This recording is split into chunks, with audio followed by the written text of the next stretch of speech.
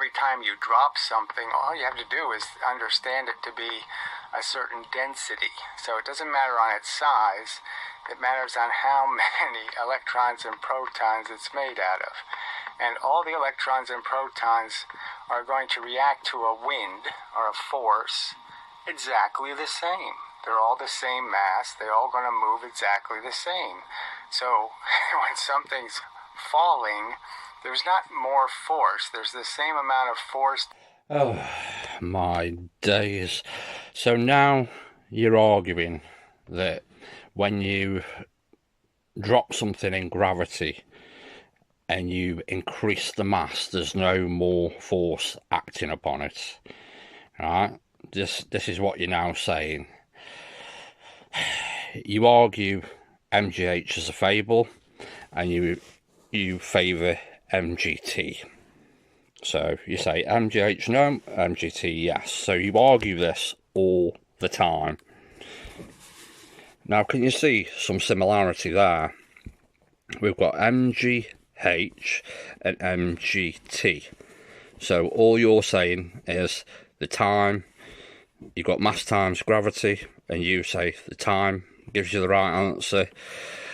And then we've got MGH and the height, which obviously gives us the right answer. But they're both mg.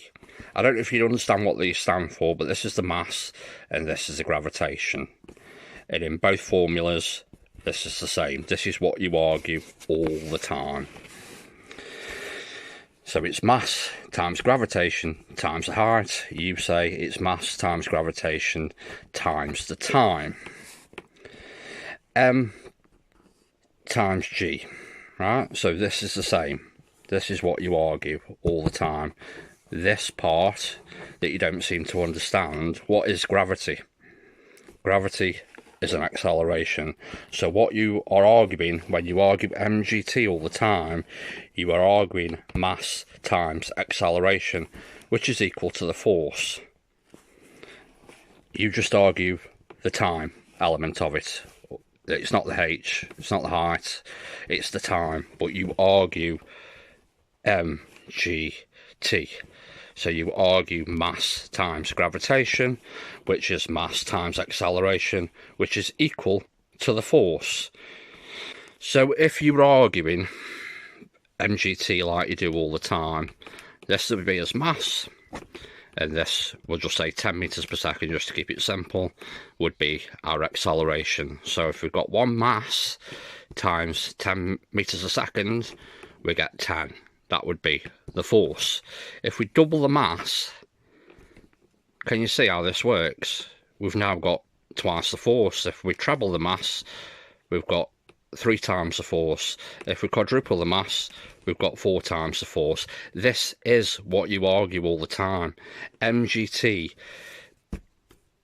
take the T off, you're arguing mass times acceleration is equal to the force. Now you're saying something completely different, that there is no more force. So your MGT argument doesn't work, does it? You argue with that all the time, but you might as well not, because you don't believe that either, or you just don't understand what you're saying. You don't understand what these letters represent. They're not just random letters they put together. They mean something. They relate to something that they can make predictions with.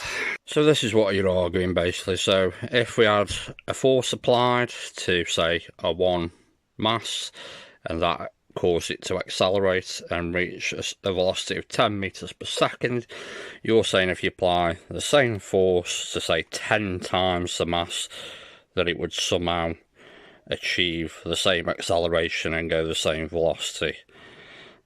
I don't think that's going to happen. It's going to require more force to get it to accelerate to the same velocity as the 1 mass. You would have to apply more force for that to happen.